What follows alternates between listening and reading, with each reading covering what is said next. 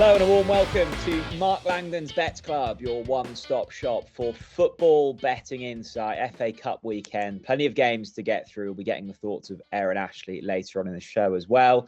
Mark, we're like passing ships at the moment. I'm in London. You're jet-setting up and down the country. I mean, what's going on? Yeah, I mean Leeds, Jack. Come on, I'm not in the Bahamas. Anywhere north of sort of Birmingham, I describe as jet-setting. Yeah. So we've obviously got an office in Leeds as well as London. So I thought I'd sort of go and see the team that's based in Leeds for a few days. So I've been up here since Tuesday morning. Went out on Tuesday night. I didn't play darts. Some of them played darts. I was sort of better on the pool table. And then I'm sure we'll get to it in the Norwich game. I went to watch Leeds against Norwich last night just to keep me out of the pub. And then I'm back home on the Rattler sort of later on this afternoon. I don't know why, Mike, because you're a man of many talents, but you're a bit of a shrewd pool player, aren't you? We had a few games a while back, and you know your way around the table.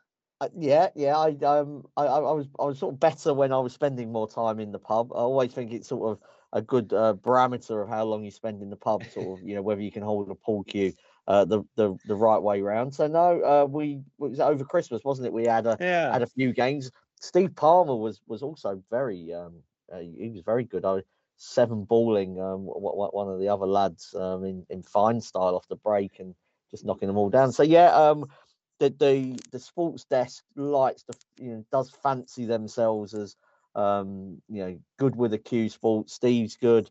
I like I say, I can play. Adrian Humphreys, the snooker expert, he class, and then also Dave Clark has worked on the sports desk now, doing fine work with the Greyhound department. He's very talented as well. So yeah, we fancy ourselves. I always enjoy watching people play, various sport and their kind of respective superstitions. And it was quite annoying playing against Steve at pool because he kind of has to have the chalk in his pocket, doesn't he? Like he sort of Judd Trump at the Masters. And you're going, oh, come on, Steve, pass it over. We only have one bit of chalk, and Steve would put it in his pocket unless the other person was playing a shot. Yeah. We'll get on to your night at Ellen Road later on in the show, Mark. We've, of course, had a couple of League Cup semi-finals, second legs during this week. The two favourites getting through. Chelsea in convincing style after their first leg defeat to Middlesbrough. All started off with a Johnny Howson own goal. I mean, I guess we can just talk about this in a broad sense, Mark. We probably expected these two sides to meet in the final when we saw the semi-final draw. That's what's happened. And they got it done where they needed to. Yeah, I think some people see it slightly depressing that another of the. I know Chelsea is struggling slightly, but sort of the big six are both in the final of the League Cup. But they just are so strong, aren't they? The teams that sort of top end of the Premier League. I think that the ones bottom half are getting better, but there still seems to be just that gap that's still between them in terms of the final.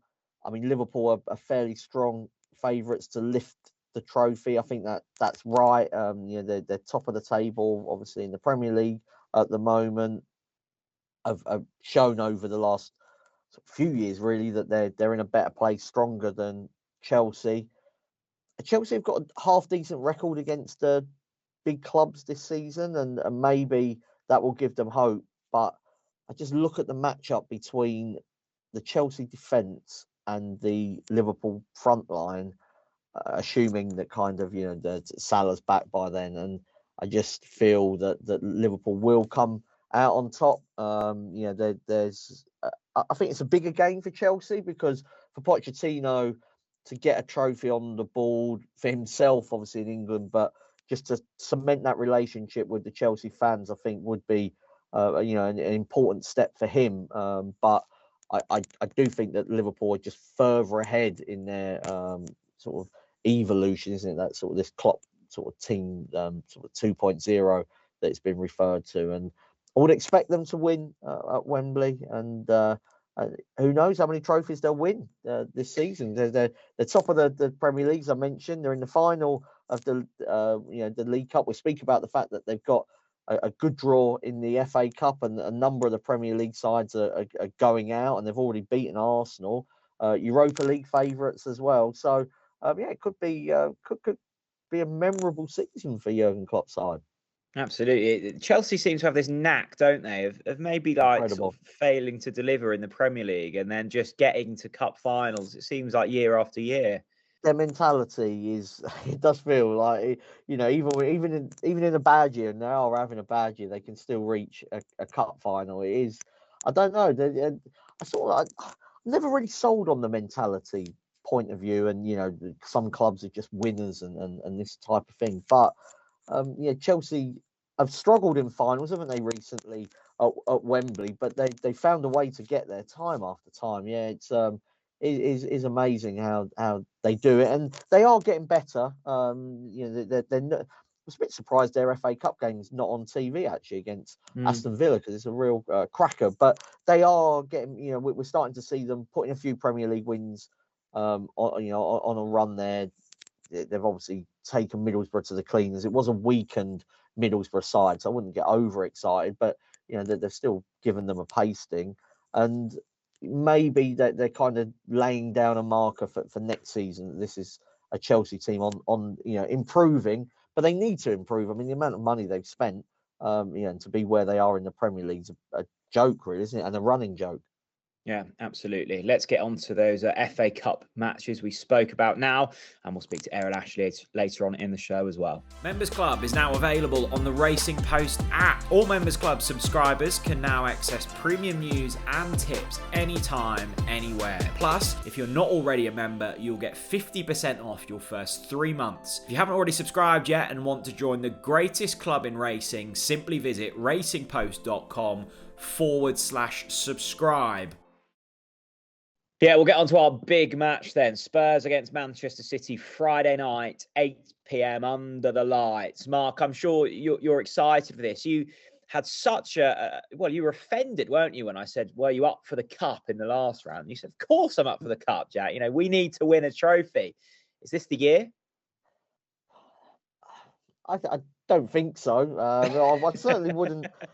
I certainly will. I don't think you can say this is the year when you got Manchester City in the fourth round. We'll get on to whether potentially Tottenham are a value bet to beat Manchester City. But yeah, I mean, it's a big occasion. This, I mean, City I've been given 9,000 tickets as well, so it should be a rip roaring atmosphere. Two teams that like to go forward. The fact that they're playing on the Friday night, bit of a break before the next Premier League game, which is in the midweek, but it's not like you're playing Sunday, Wednesday. So an opportunity to potentially pick strong teams. And if they can get past Manchester City, Tottenham, then of course they'll believe it's all on, because you look at the way the draw has kind of worked out. We've already got Arsenal out of the competition. One of Tottenham and Manchester City's going out. One of Chelsea and Aston Villa's going out. There are sort of a number of other all Premier League ties as well, aren't there? You have Sheffield United against Brighton, Fulham against Newcastle. So it's going to definitely cut up the draw. So I get where you're coming from, that if they beat Manchester City, it suddenly looks open. I would say that I agree with Ange Postecoglou, actually, though, that Tottenham's desperation for a trophy shouldn't impact what they're trying to do, because there is no kind of short circuit to winning any competition. The best thing to do is to just be as good as you can be season after season, and eventually you hope that something drops. And it didn't, obviously, for Tottenham under Pochettino. Then they did try to do that shortcut with Mourinho and Conte, and that proved not to be the right tactic. I think they're heading in the right direction. But when we were speaking, weren't we, about who might win the FA Cup, the one thing I said that put me off Tottenham was that Bissouma and Sarr were away at the AFCON. Son is at the Asian Cup. We know that Maddison's not fully fit either. And those players, potentially in Maddison's case and in the others definitely, they're missing the third and fourth round, and they just needed to get lucky in the draw. And it just so happens, of course, that they haven't got that luck in the fourth round draw. But they also know they've got a very good home record against Manchester City. Well, let's talk about that home record then. I know there's been a feature coming up in the Racing Post sport around the kind of the curse of the new Spurs stadium for Manchester City. I mean, just talk us through the record and the kind of research that your guys have found.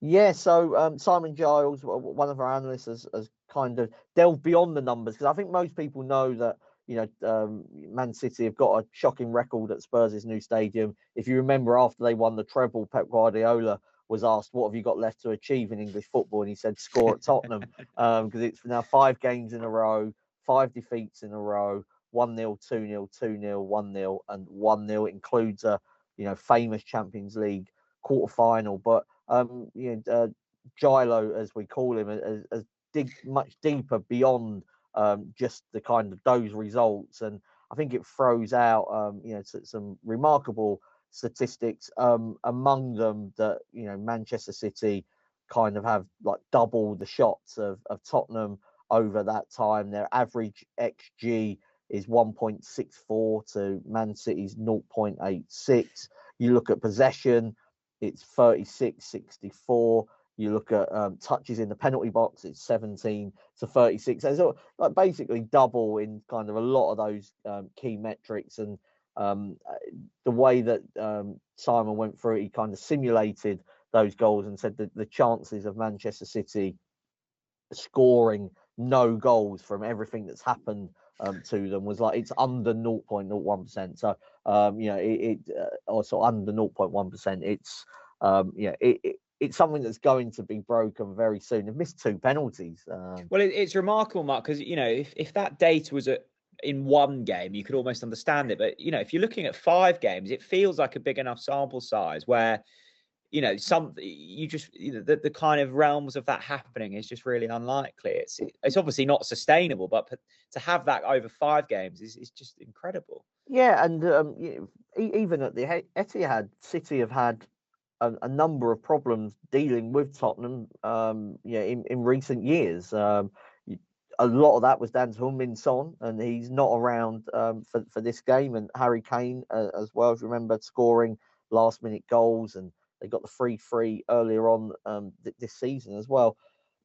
How much does that play on City's mind? You'd imagine it shouldn't. I mean, this is a team that won the treble last season. They shouldn't be sort of wary and scared of playing a Tottenham team that's not at full tilt. But it's one of just those really quirky sort of bogey teams, and that's almost unexplainable, really. I mean, we spent a couple of minutes trying to, but I think it is almost unexplainable. What's your best bet for this one, Mark?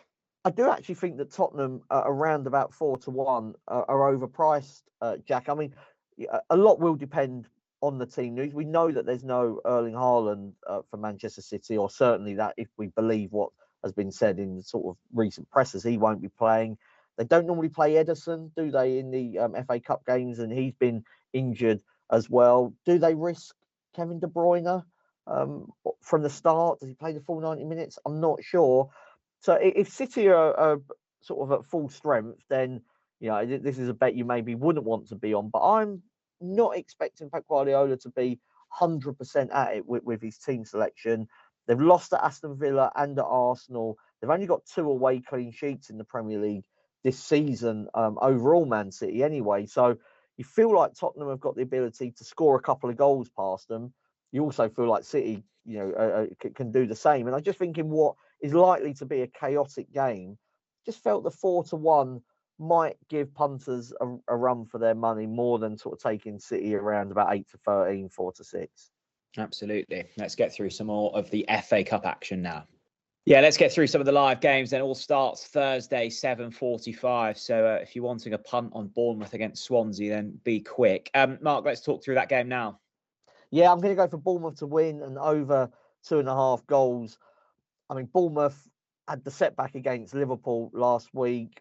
It was sort of a finishing clinic, really, wasn't it? In terms of the XG, it wasn't miles apart, but they were just undone by the quality of Liverpool. But generally speaking, and we've been very positive about Bournemouth, they're our FA Cup outright selections. Let's hope that they can get through this round against Swansea, and I'm expecting a wide open game. Luke Williams, recently appointed Swansea manager at Notts County, they were gung ho, absolutely the way that they played. And then I looked at the stats from their game against Southampton last weekend. 31 shots. There were 15 shots on target in that game between Swansea and Southampton. So if they play like that against Bournemouth, should be a game where Bournemouth win, but couldn't put sort of Swansea off scoring. And that it was sort of Bournemouth and both teams to score, or Bournemouth and over 2.5. I just felt that the way just going with the goals was the better angle. Okay, we've discussed the Friday night game. Let's move on to the early kickoff Saturday. Portman Road awaits Maidstone United. It's Ipswich against Maidstone. I mean, the prices, Mark, how are we playing this one? Yeah, obviously remarkable that the Conference South side have made it this far, and that they would have been hoping for with all due respect, a sort of bigger game than Ipswich. You said it, not me. You said it. Beaten Chesham, Barrow and Stevenage so far. This is another step up. I'm going to go for Ipswich to win 3-0 at around about 7-1. Obviously, tougher than what they faced so far for Maidstone. And what goes against the non-leaguers, I think, is the fact that Ipswich don't have a midweek game. So they can go relatively strong because actually I think that in terms of Kieran McKenna, you probably don't want to have that long off. So I'm expecting a fairly strong side that they put out to keep the rhythm in the legs. Just on a slight tangent, Mark, you obviously you've loved the look of Ipswich from the start. You called it from the off. You saw Leeds United in action on Wednesday evening. Leicester, of course, at the top. You've got Southampton in the mix. Who would you say out of those four are getting top two in the Championship? I think Southampton. I know that's easy to say. What, they 20 games unbeaten or something like that, and they've got a very tough run coming up. Their sort of running is tougher than Ipswich and Leeds, but yeah, I saw Leeds, as you said, Jack, on last night, and they've got some talent in the team quite clearly. I've seen them live twice in the stadium. Once when they lost to Stoke, and once when they beat Norwich, and I don't know. There's something missing in there, and I'm not sure if it's just the pressure of playing for Leeds United sometimes, and sort of getting over the line that might prove their undoing. Real talent going forward, and out wide as well. It just felt like Norwich controlled the midfield against them, and if you sort of go up against sort of Southampton and to a lesser extent Ipswich, I think Ipswich are sort of just trying to hang on at the moment. Southampton just have more, I think, conviction at the moment in what they're trying to do. Yeah, no, I agree. Saturday evening, Fulham against Newcastle. What's your bet for this one? I'm going to go for Newcastle to win. Obviously, Fulham had the disappointment, even though from what I understand, they played reasonably well against Liverpool. But quick turnaround, isn't it? Wednesday night, that disappointment, back out again on Saturday. Newcastle had the midweek off. They're getting players back, so that they're off a break, coming off a nice run, and even back to they beat Sunderland 3-0. They then lost to Manchester City, but were ahead for a long and large part of that game before getting done by De Bruyne's brilliance. So I feel like Newcastle potentially turned a corner, and this feels like a bigger game for them as well. Let's move into Sunday's games, then a couple to preview here. We'll start with the early game. This should be tasty. West Brom against Wolverhampton Wanderers. Mark, plenty going on here.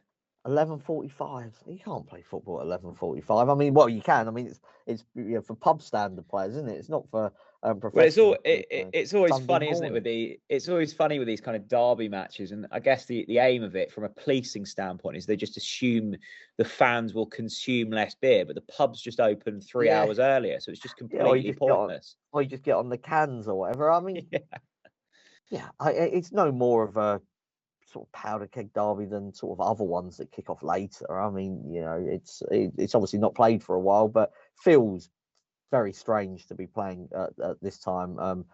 But it is what it is. I'm going to go for the draw in this game. Wolves were our honorary mention, weren't they, to win the FA Cup? I don't think I can claim it if they do. But I expect Wolves to qualify, but whether they do it in 90 minutes, I'm not so sure. Might need a replay. I think this derby game is different to the Sunderland v Newcastle one because I was very down and am down on Sunderland and Mick Beale. Not sure about him at all. West Brom are, I think, in a better place. They've only lost twice at home this season. You look at the fact that they've beaten Ipswich, they've beaten Leeds. I know Wolves are better than both of those two teams and better than anything that West Brom, will play week in, week out. But I just felt at the prices, I wasn't mad on backing Wolves, so they might have to do it all again. And I think that'll suit the both sets of supporters, won't it? If they get to have another go at each other. Absolutely. Sunday, 2:30, Liverpool against Norwich. Jurgen Klopp, David Wagner, best friends who'll come out on top here. Yeah, friends, football friends. Liverpool come out on top, Jack. Really tough. Are you going? No, I'm not going. It takes about 7 hours to get up to Liverpool from the sticks of Norfolk. I think when sort of a team from a lower league gets somebody like Liverpool, you go, all right, it's a nice day out. But the fact is that Norwich have been to Anfield, many times in recent years, usually get absolutely battered. But and Luis Suarez isn't playing, so you'd be glad about that. And I think the Liverpool will rest players because they had that cup tie on Wednesday. They've got a huge couple of matches coming up in the Premier League. Chelsea in the midweek, and then Arsenal following that the weekend. So you look at it, not a season-defining couple of fixtures for them, but will go a long way to them potentially losing the title. If they were to, say, lose both of those games, City pick up 6 points, you feel like, oh, here we go again. If they were to win both games, I mean, that's massive for Jurgen Klopp. So I do expect them to make changes. And given that they might not keep a clean sheet, I just went for Liverpool to win 3-1 at 10-1. It's not a great betting heat, this one. I thought from your boys, Jack, started really poorly against Leeds, deserved to go 1-0 down. Felt at that moment, this could be sort of 3 or 4 without Leeds doing anything special. Actually grew into the game, dominated possession. I really liked Nunez in midfield. I thought he sort of dictated play. Nothing up front. That was the sort of the problem. Sargent, honest as the day's long, but just lacks quality. Ashley Barnes is past his best. Ida had the one opportunity, dillied and dallied on it, and I know you're down on Wagner and kind of what he brings to Norwich, but I actually felt like structurally they were well coached at Ellen Road. I didn't think that was the problem, just the lack of quality in the key areas. Yeah, no, I would agree, Mark. Sunday, 4:30, Newport hosting Manchester United. It's always difficult with these types of games, isn't it, to find an angle in, but you do so, and let's try and find a winner here. Man United under 3.5 goals at 13-8. United won 2-0 away to Wigan, didn't they, in the previous round? So they're getting a nice run through here potentially to the fifth round. But we've seen Newport prove very awkward opponents in previous campaigns in the FA Cup. They've provided a number of scares. That was under a different manager in Flynn, and now they've got Graham Coughlin, but he's got they're unbeaten in 7. They've only conceded 4 goals in their last 6. I expect them to be competitive without sort of troubling United by enough to sort of give them a real scare. And we know from United's point of view, they're not playing amazingly well. So if they can just get through any which way, it probably suits them as well. Yeah, absolutely. Final game we'll preview from the FA Cup is Blackburn Rovers taking on Wrexham. This one Monday night, 7:30. Mark, what's your angle here? I'm going to go for an upset here. Apart from Spurs, there are a lot of sort of trying to get with favourites. Wrexham around about 4-1. Wow.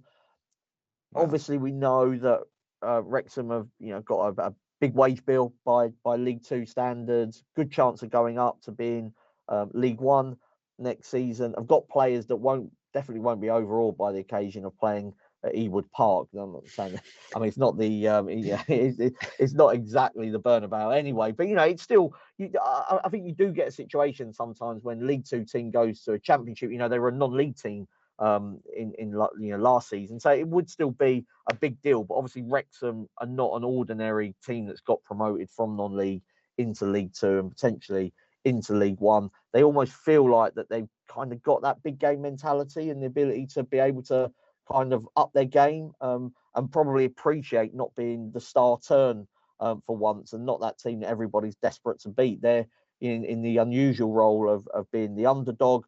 And there's bad vibes around Blackburn at the moment. One win in Travis went to Ipswich. I was listening to radio phone-ins. Strange that, wasn't it? Yeah, I mean, the Blackburn fans not happy with kind of, just the direction of the club, the sort of suggestions that John Dale Thomason doesn't have that much say in kind of who comes in and who goes out. And that doesn't have to be a problem. And last season when they were doing well and nearly reached the playoffs, I'm presuming it was sort of a similar enough setup. But it just feels like ripe for an upset when you've got sort of some disgruntled home fans against sort of an awkward lower league club.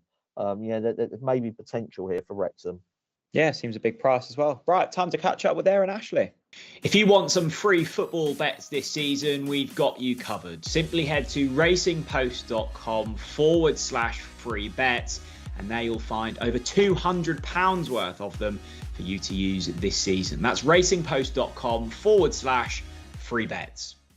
Well, not sure if Dan Childs is on a sort of warm international break. We welcome in super sub Aaron Ashley to this week's show.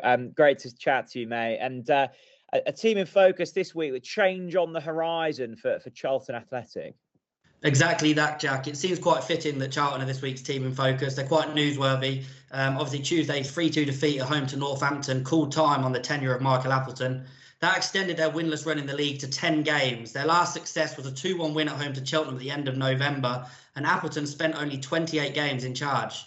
It leaves the Addicts 16th in the table, and they're only 4 points above the drop now, so that means they're going to be searching for their 6th different boss in less than 3 years. It's their worst points total and position at any stage of a League One campaign in 10 seasons, and it means that Lee Bowyer, who was in charge in 2019, was their last manager to spend over 40 games in charge.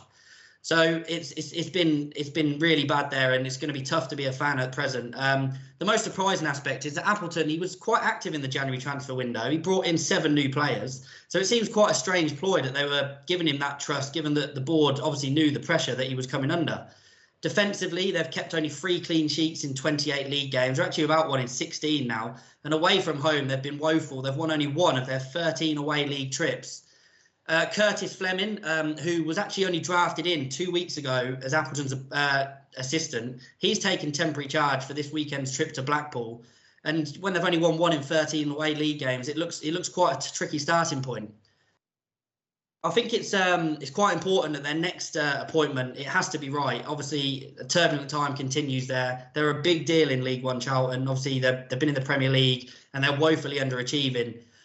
All their recent success in the post-Alan Kirbishley era has been with managers that have had an affinity to the club, such as Chris Powell, Lee Bowyer and Johnny Jackson. They all had successful spells. So I think it's quite important that next that they try and get a manager that can emulate that, get the fans on side and build from there. They're 12-1 to go down. They should have too much quality for that. They've got the joint leading scorer in Alfie May, who's got 16 goals this season. They have won 1 in 13 away league games. So that does make this trip to Blackpool look tricky, but they should have enough to stave off the drop. Yeah, let's hope that whoever comes in next breaks that cycle. As you say, a massive club for that level. So best of luck to Charlton going forwards. Obviously, FA Cup action, a spot of EFL as well this weekend. 3 selections. Who's the first? So yeah, on Friday night, Jack, I'm going for an upset. I'm going to go for Bristol City at home to Nottingham Forest. They dumped out West Ham in the third round, a third-round replay at Ashton Gate, and I'm backing them to repeat the trick against Nottingham Forest. Forest needed a replay of their own to come past League One Blackpool in the previous round. Chris Wood's 110th minute winner in extra time at Bloomfield Road. That was after a 2-2 draw in normal time. Obviously, they drew the first game at the City Ground 2-2 as well. Nuno, in his press conference on Wednesday, he said that the injury situation's not good. It's not clearing. They've still got 6 players away on African Cup of Nations duty. Morgan Gibbs-White, Taiwo Wanyi, Divock Origi, they're all missing. Anthony Elanga's a doubt, so they're short on attacking options. So it looks as if it's probably going to be the same team that came through that struggled past Blackpool. And obviously, they've got Arsenal at home on Tuesday evening, which will take a bit more importance than this. And I just think Bristol City, they've only lost 4 of their last 13 at home. The supporters will be on a high, having dumped out the Hammers. And I think they look quite big at 12-5. Yeah, absolutely. Can definitely see that happening. Bristol City first up. Who's next? On Saturday, Peterborough away at Lincoln, Jack.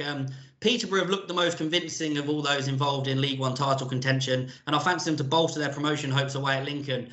They've lost only 1 of their last 21 league games, and they've won 4 in a row away from home, which includes at Derby, who are obviously one of their title rivals.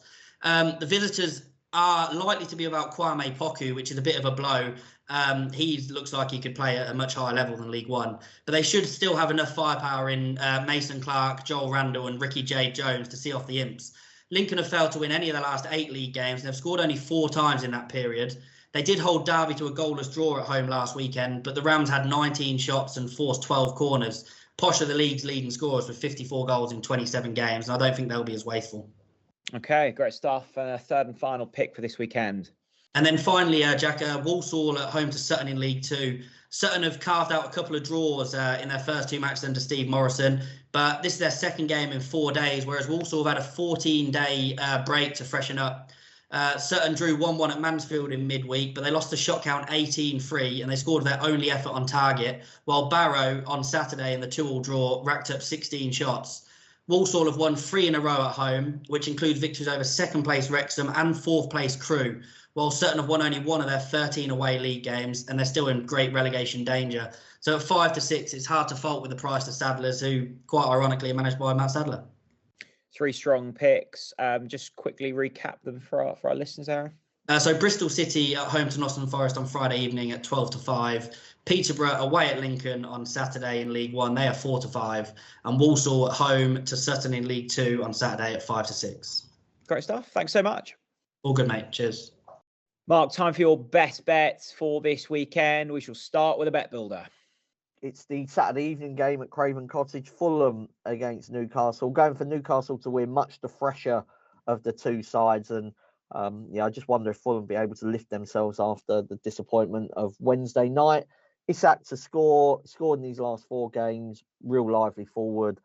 There was some suggestion, weren't there, that maybe Newcastle might have to sell him for sort of financial fair play reasons. I can think of a lot of players I'd rather sell in that Newcastle team before him. And then finally, I'm going for Robinson, the Fulham left back, to be carded. He's actually gone 13 games without picking up a yellow card, but he was booked 4 times before that. So he's potentially due one. But what I like about Newcastle is the way that they are able to attack down the wings. And, as we speak, Almiron and Trippier, 2 players that have been linked with moves away, are still at Newcastle, and they can cause problems down that right-hand side. So, it might be a tricky evening for Robinson. Okay, on to a treble for this weekend. Yeah, fairly short prices here, but hopefully can still land. So Juventus to beat Empoli. Juve did the business in the Nap last week, winning very comfortably away from home at Lecce. They're not very stylish, but they just get the job done time after time. 14 wins in 16 now in all competitions. Milan to beat Bologna. Bologna just starting to go backwards after a very impressive first half of the season. Milan have won 5 of their last 6. They're getting players back from injury, which was a problem when they were on their dodgy spell. And then wrapping it all up, it's Dortmund to beat Bochum. Jadon Sancho has really enjoyed his return to the Bundesliga. He's boosted the whole club again. They've won their last 2 in really good style. So it's because of the FA Cup, I found it quite difficult to find loads of worthwhile bets in England this weekend. So it's a continental treble. Juve to beat Empoli, Milan to beat Bologna, and Dortmund to beat Bochum. Very good, very exciting. And a nap for this weekend, Mark. What's the best bet? Yeah, so this is going to the Bundesliga. RB Leipzig, draw no bet away to Stuttgart. I mentioned earlier, didn't I, about Bologna going backwards. Stuttgart were surprising everyone with how well they begun the Bundesliga, going backwards now themselves. 3 defeats in 4. Their star striker, Girassi, I think is how you pronounce it. Probably not. Hopefully I've not completely botched that, but he's got 17 goals in 14 games this season, which is remarkable return. He's at AFCON at the moment. Their win percentage with him 77%, drops to 43 without him. Understandably so. They've got somebody that's going at more than a goal a game at the moment. Probably not sustainable for him anyway. But yeah, Leipzig are not doing amazingly well themselves, but probably a good spot for them here. And they were unfortunate last week. They were twice led against the surprising Bundesliga leaders Bayer Leverkusen, were pegged back twice and then conceded a 92nd minute goal that sort of broke their hearts. But if they play like that against Stuttgart, hopefully they can get a more positive outcome. Great stuff, Mark. Well, you've had a very busy week. Are you back tonight and then at the game tomorrow? Yes. So that went down amazingly well with my wife, as you can imagine. Sort of departed very early Tuesday. We're getting reasonably late on Thursday, and then said, "Oh, by the way, I'm going to Tottenham on Friday." It does mean the weekend is free of Tottenham Hotspur. I hope you're cooking like a lovely dinner on Saturday or something. I've only got one dish, Jack, and I used that one last Saturday. Pork Normandy was cooked to perfection. I don't think we can go back to that well. You've deployed it at the wrong time. It would have been. I know. Might have to be a takeaway. Mark, thanks very much. A big thank you to Aaron Ashley once again as well. If you're having a bet this weekend, please remember to do so responsibly. We will be back next Thursday for another episode of Mark Langdon's Bets Club.